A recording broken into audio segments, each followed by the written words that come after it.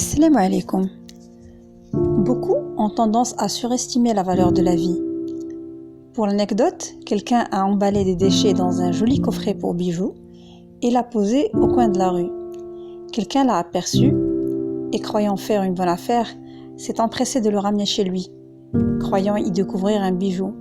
Et quand il l'a déballé, il a été surpris.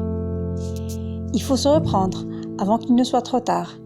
Donner à la vie sa juste valeur pour ne pas être surpris plus tard.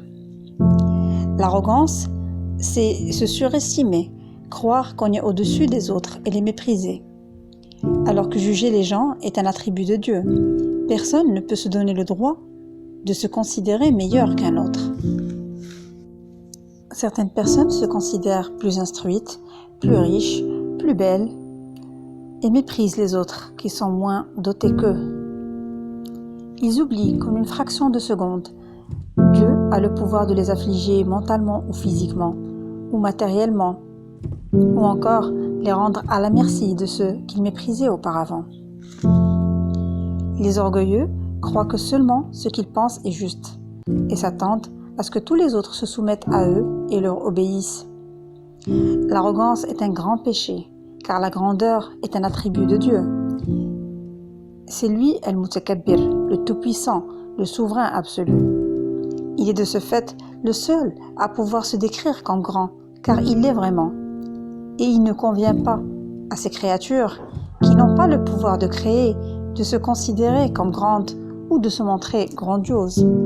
Surat Al-Jathiyah, et à lui la grandeur dans les cieux et la terre. C'est lui le puissant, le sage. L'histoire regorge de success stories de personnes qui démarrent de rien et deviennent richissimes, et d'autres qui deviennent pauvres et endettées du jour au lendemain. Des personnes très puissantes et despotiques ont été affligées par la maladie et ont vécu une fin difficile et ont été délaissées par tous leurs proches. Un hadith rapporte les paroles suivantes de Dieu: « L'orgueil est mon habit, celui qui s'y associe avec moi, je le brise. » Aussi le prophète sallallahu alayhi wa sallam a dit: « Quiconque a un atome d'orgueil dans le cœur n'entrera pas au paradis. » Quelqu'un a alors demandé: « Qu'en est-il d'un homme qui aime porter les beaux habits et de belles chaussures ?» Le prophète sallallahu alayhi wa sallam lui répondit: « Allah est beau et aime la beauté. » Plus grave encore, des personnes qui n'ont aucune raison de se montrer arrogants et prennent de grands airs. Par exemple, une personne riche, arrogante, a certes commis un péché, mais un pauvre qui se comporte avec orgueil a commis un péché encore plus grave, car il n'y avait rien qui le poussait vers ce péché.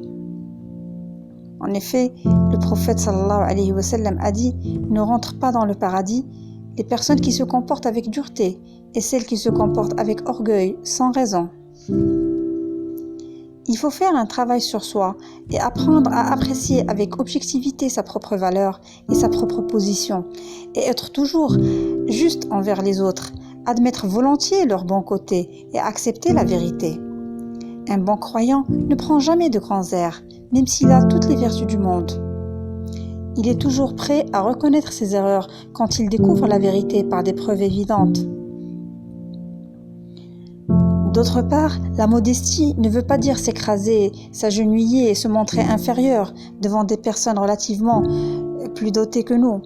Le croyant doit toujours rester digne et ne jamais oublier que le bien ou la situation sociale privilégiée dans laquelle Dieu nous a mis doit nous amener à être plus reconnaissants vis-à-vis de Dieu, à aider les autres et rester humble avec tout le monde, car seule la noblesse du comportement et la piété sont considérées par Dieu.